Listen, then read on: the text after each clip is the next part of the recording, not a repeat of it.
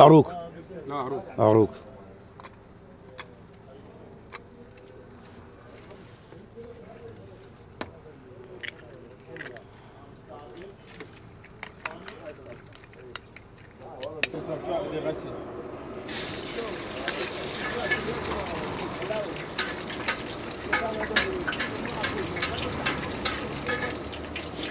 اليوم راح نجرب أقدم مطعم باب الشيخ الحج وليد.